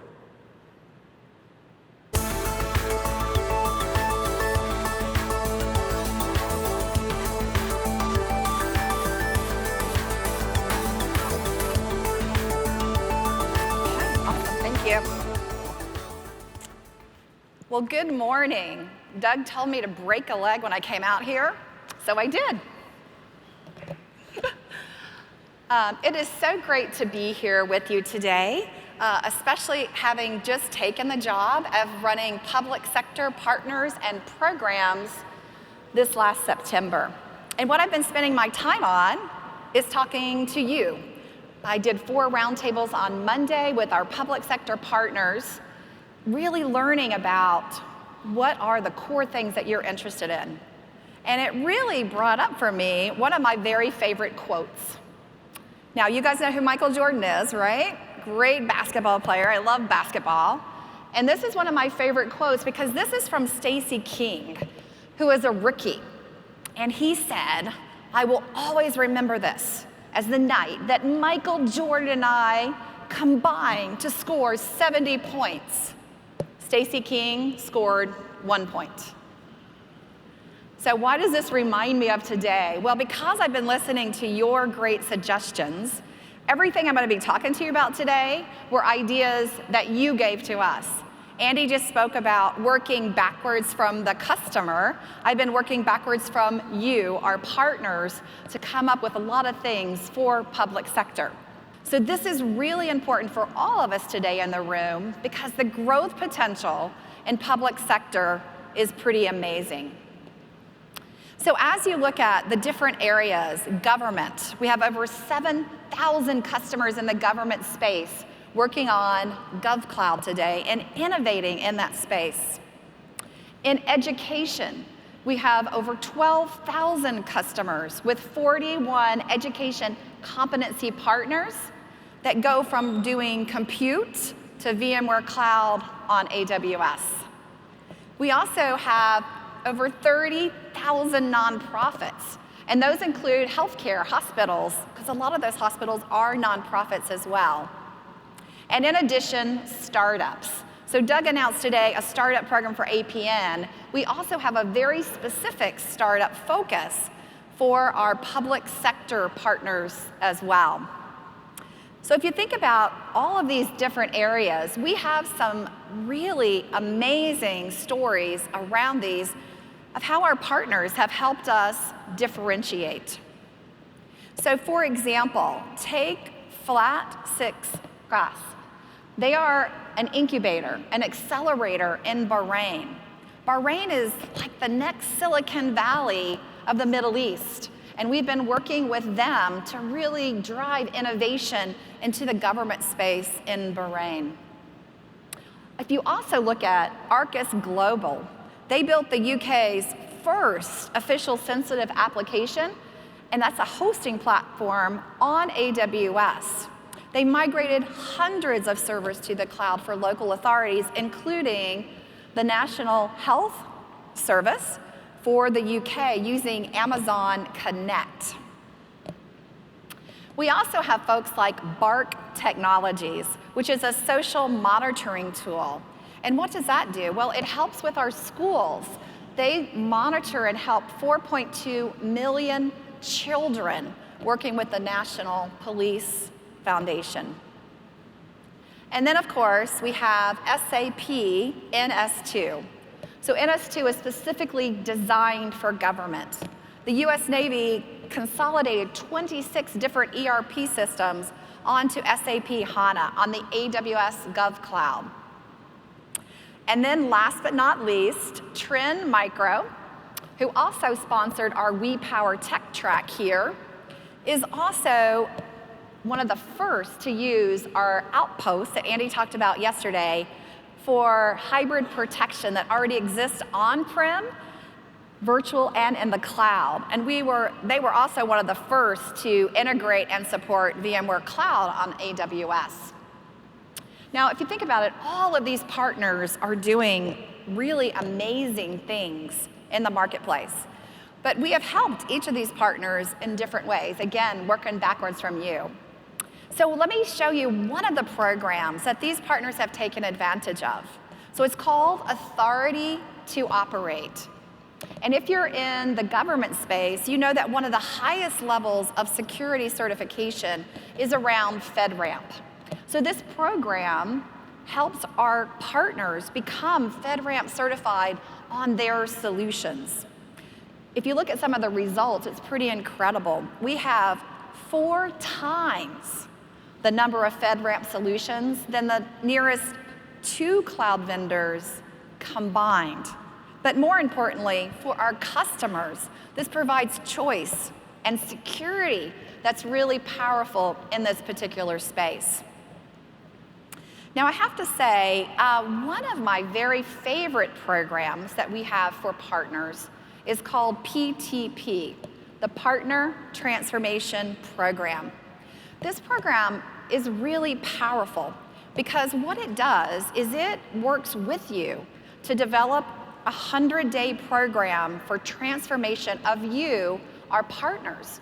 It helps you to see best practices of becoming a very profitable cloud business. But the other really cool thing is that on average, our partners who go through this program are driving their revenue 70% year over year, which is twice that of someone who's just part of our APN Advanced tier. So it's something you want to check out if you haven't done so today. We've just started a digital campaign around this. So we have a blog and our playbook that's out on LinkedIn as well as Facebook. So you can grab some of that as well as our own APN blog as well. Now, if we think about our partners and our programs, I know Doug showed some of those, but we customize a lot of programs specifically for our public sector partners. We've already talked about PTP, but we also have a public sector partner program that we use to help you accelerate in that business for APN and public sector. Now, we also have 3 competencies. The first is a governance competency that we announced in 2016 to provide confidence to our customers in that government space. In 2017, we announced our education competency to help our education customers. And then last year, we announced our AWS nonprofit competency. So we work really closely with you as our partners and customers to understand your needs when we develop new programs and new competencies. We've had a lot of recent conversations about first responders and disaster response communities and how we can help them proceed. There's been a record number of hazardous events, from Hurricane Doreen to Ebola outbreaks in Africa. All these natural and man-made disasters and public safety emergencies have really got us looking at what can we do to help first responders, businesses, hospitals, schools who are facing some of these challenges. Previously, there was really no easy way for these customers to find the right APN partner with that specialized skill that they need to serve this market. And so today, I am really pleased to announce the launch of our new AWS Public Safety and Disaster Response competency. I think this is really cool. Can we do the energy up? This is a new announcement. Woohoo! So this AWS Public Safety and Disaster Response competency will help our customers leverage trusted solutions in their unique industries. It's going to help them in 3 phases: prepare, respond, and recover. These organizations who need this help operate in a limited and sometimes completely disconnected environment. And sometimes they do that for an indefinite period of time. So this competency is going to help differentiate our APN consulting partners with proven success and helping customers implement these secure, reliable, cloud-enabled offerings for public safety and disaster response. And so I'm also pleased today to announce that we have 17 partners who have already gone through this particular competency and qualified. This program started in public sector, but we also quickly learned that many of these customers also apply for commercial. So for these 17 inaugural partners, each of these partners has now demonstrated that technical expertise and that proven customer success in helping these customer groups from disasters and also leveraging the AWS cloud. Let's give them a big round of congratulations.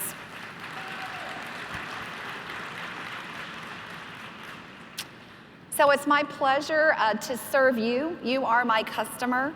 I want to continue to listen to what you have to say.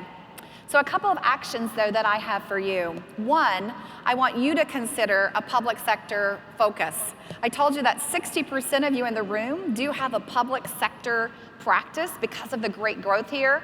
If you're part of that 40%, come and see me. I'll be around through Friday. I also want you to learn more about these programs that we've built. We'll be launching a new site for ATO, and we have that digital campaign already for our PTP program. And as always, please continue to provide us whatever else you need to grow. That's my role, is to serve you and to help you drive more value for our customers. So as Doug and Andy said, And as we always say, this is just the beginning of public sector partners and customers. It is truly day one. I appreciate your continued support and all that you do for our customers. Thank you so much, and I'll see you at the expo.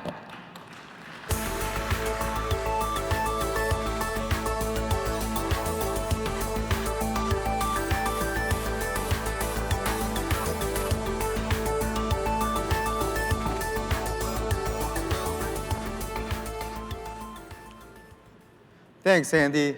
I always love hearing stories from our public sector customers because they have such amazing missions. You know, every year on this stage, we have an opportunity to recognize a set of consulting partners who continue to differentiate themselves and deliver great customer success.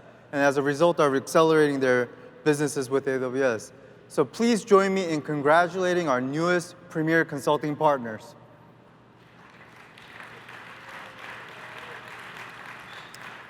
And we now have over 100 premier consulting partners out of the tens of thousands of consulting partners working with AWS globally. These partners are using APM programs to build strong businesses with AWS.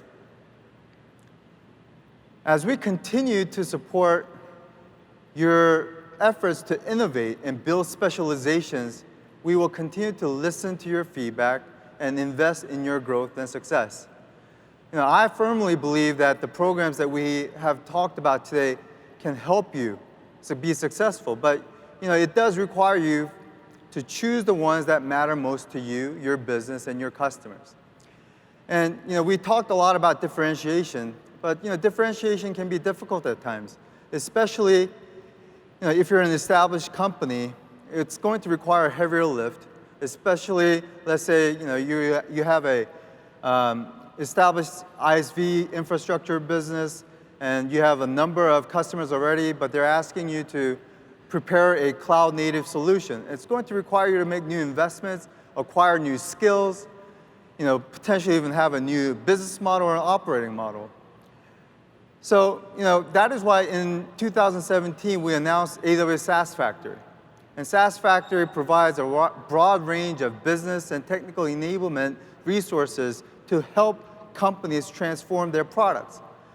But as we engaged a number of these ISV partners with SaaS Factory, we heard a lot of feedback from our partners that they wanted even deeper relationships to really transform not just their products, but their businesses.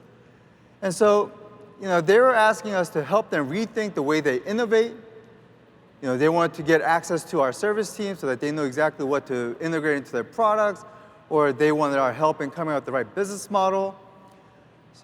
But you know, these requests that we were getting from the ISV partners weren't just from them. We were getting similar requests from SI partners who were looking to build, you know, specialty practices, or building an AWS COE, or building an IP-based solution for their customers. And so, you know, what we ended up doing is that we thought that it would be good to have a better, more structured program to support some of our strategic partners who are making a big commitment to AWS. And therefore, you know, we built out a specialized teams to focus on helping put together the right partnership structure and also execute on that program. And then we also came out with a number of things that we can provide in terms of a very tailored approach to helping them achieve the goals that they had. And so, you know, we've had a number of partners who have already done this with us. And so, you know, these are some of the partners that have gone through this motion of putting together strategic collaboration with us. And you know, F5 is a good example of a company that has done this, and we have a multi-year strategic collaboration with them that allows their customers to use F5 for new cloud-native applications and enable their customers a frictionless path to upgrade to F5 solutions on AWS. So this is just one example, but there are many others, and we look to do many more in the future. Another piece of feedback that we heard from our partners was around selling together. And I know this is super important for many of you in this room. You know, up until now, we've had a number of, in my opinion, very successful programs around, demand generation, and we have a number of programs to help you with accelerating your opportunities with your customers through different funding mechanisms or credit mechanisms. And we also have a number of different sales programs, like the mass migration program that we have, also the database freedom programs.